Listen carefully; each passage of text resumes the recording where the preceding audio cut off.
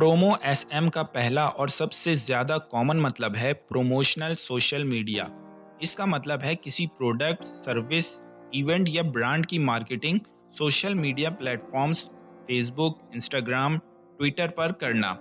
जब आप किसी पोस्ट या एड में प्रोमो एसएम देखते हैं तो समझ लें कि वो किसी चीज़ का सोशल मीडिया प्रमोशन है। फॉर एग्जाम्पल, ईद के मौके पर हमारी कंपनी एक ग्रांड सेल कर रही है।